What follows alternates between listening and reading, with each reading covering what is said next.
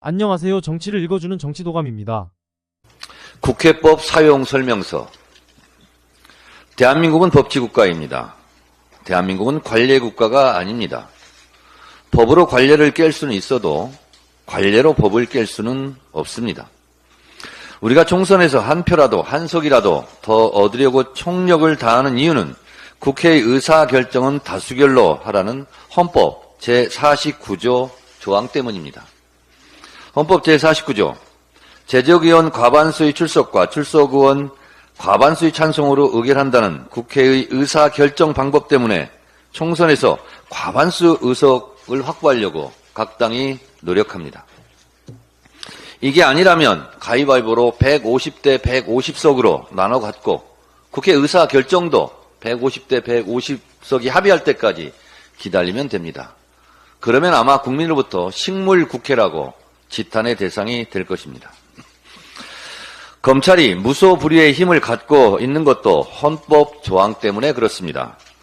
헌법 제12조 3항 체포, 구속, 압수 또는 수색을 할 때에는 적법한 절차에 따라 검사의 신청에 의하여 법관이 발부한 영장을 제시하여야 한다. 여기서 검사의 신청에 의하여란 문구 때문에 검사만이 영장 청구권을 갖는 것이고 그래서 힘을 발휘하는 것입니다. 개헌을 하면 이 조항을 손보아야 한다는 주장이 높습니다만 어쨌든 영장 청구권, 수사권, 기소권을 다 갖고 있기에 검찰이 무도한 권력을 휘두릅니다. 검찰은 그래서 수시로 법대로를 외칩니다. 좋습니다. 검찰이 법대로를 주장하듯 누구나 법대로도 같은 무게로 적용돼야 합니다. 국회는 국회 법대로 운영되어야 함은 너무나 당연합니다.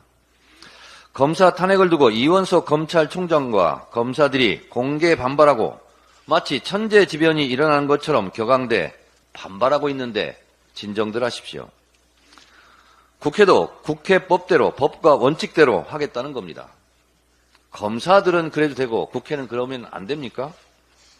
그대들이 법과 원칙을 강조하듯이 국회법 제130조 탄핵소추 발의 1항에 탄핵소추가 발의되었을 때에는 의장은 발의된 후 처음 개의하는 본회의에 보고하고 본회의는 의결로 법사위에 회부하여 조사하게 할 수 있다. 131조 1항에 법사위는 탄핵소추안을 회부받았을 때에는 지체 없이 조사 보고하여야 한다. 2항 제1항의 조사에 관하여서는 국정감사 및 조사에 관한 법률에 따른 조사 방법 및 주의, 의무 규정을 준용한다고 되어 있습니다. 증인 채택을 할 수도 있고 증인이 출석을 거부하면 동행 명령장을 발부하여 강제 구인할 수 있고 증인 불출석에 대해 처벌할 수도 있고 청문회를 개최해 허위 증언을 하면 이 또한 처벌할 수 있습니다.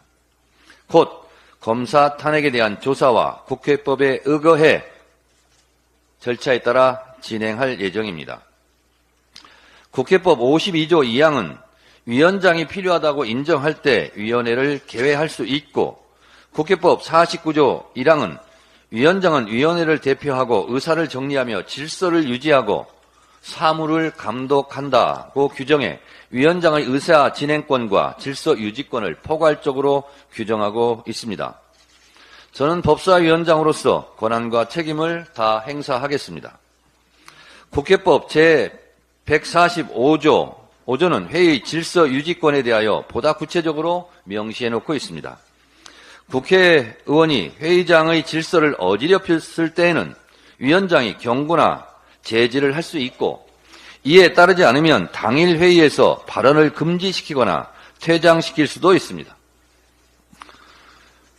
불명예스러운 국회의원 퇴장이 없기를 바랍니다. 위원장의 이런 질서 유지권 발동에 응하지 않고 회의 방해를 계속할 경우에는 국회 선진화법에 의해 형사처벌을 받을 수 있고 징역 5년 이하, 징역 7년 이하의 형사처벌 결과에 따라 국회의원 재출마가 불가능해질 수도 있습니다. 매우 무서운 법입니다. 국회법 제166조 국회회의 방해죄 일명 국회 선진화법 조항에는 퇴거 불응죄도 있다는 점을 분명하게 말씀드립니다. 관례는 항상 논란의 대상입니다. 법은 논란의 대상이 아닙니다. 이런 주장, 저런 주장이 있을 때는 논란이 되겠지만 법조항은 준수할 의무가 있습니다. 어제 무제한 토론 필리버스터 중지도 180석으로 종결시킬 수 있다는 국회법 106조 29조 6항에 따른 조치입니다.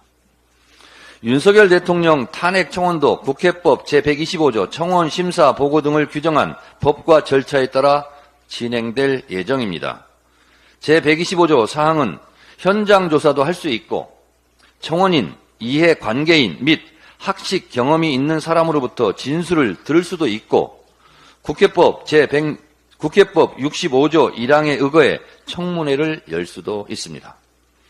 국회법 제65조 청문회 조항 1항은 위원회, 소위원회도 포함하고 있습니다. 위원회는 중요한 안건 심사 시에도 청문회를 열 수 있다고 규정하고 있습니다. 그동안 사용할 수 있음에도 불구하고 사용하지 않았던 국회법 조항이 참 많습니다. 잠자고 있던 국회법 조항을 흔들어 깨워서 국회법에 생기를 불어넣겠습니다. 이상 국회법 사용설명서 해설을 마치겠습니다. 여러분들의 의견을 댓글로 남겨주세요. 시청해주셔서 감사합니다.